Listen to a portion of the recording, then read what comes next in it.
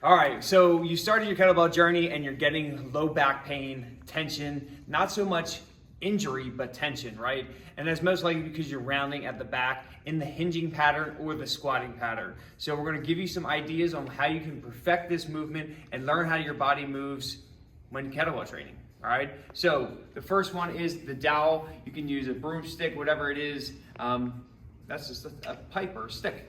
So what we're gonna do, I like to hold it along my spine, on my back, take my hand, the back of my hand holds it at my lumbar spine.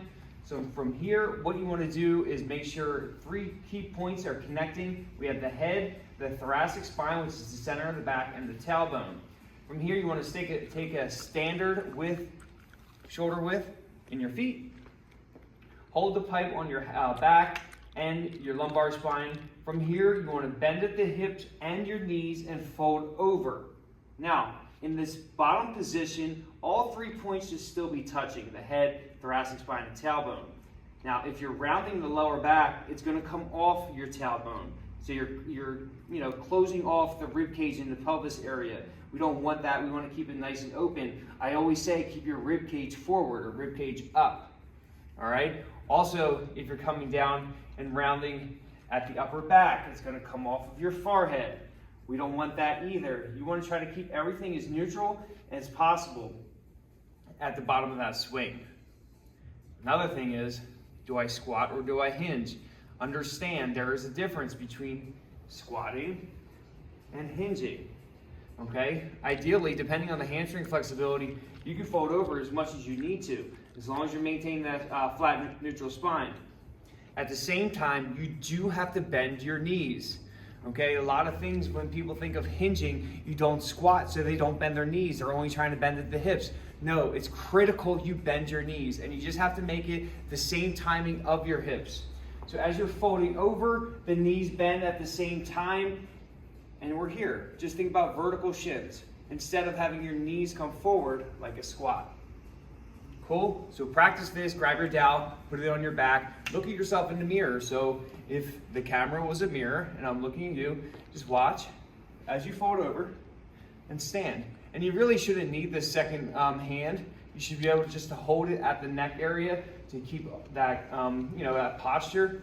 Look over, look in the mirror, hips go back, all 3 points are touching, and stand. And just practice this movement over and over again until you perfect it. Give it about 5 minutes a day. Okay? From there, another one, we're gonna butt against the wall. This is a good one to understand pushing your hips backwards instead of down.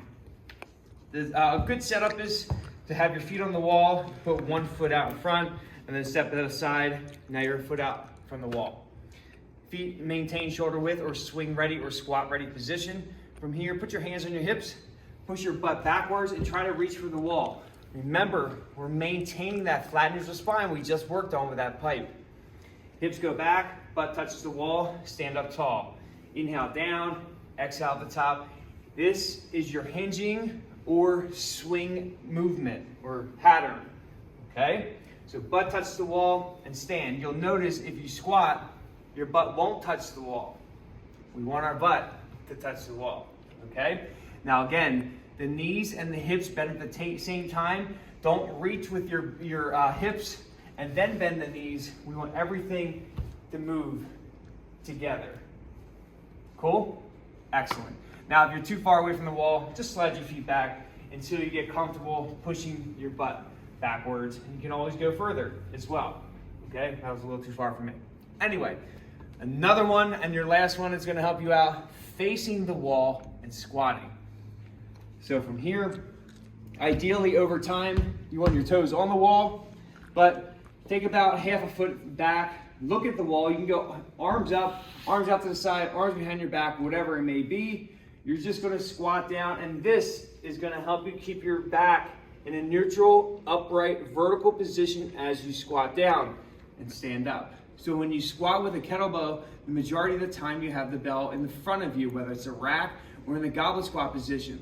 If you're not staying vertical, what that's gonna do when you squat, that bell is gonna pull you forward. We don't want that. So practice this, face the wall, arms up or arms out to the side, squat down as low as you can go, Nice and slow. Inhale down, practice, practice, practice. Exhale up. And as you get better, your toes can be on the wall and you can squat down as low as you can. Cool? 3 movements, practice them on your own and you'll get better. All right? Until next time.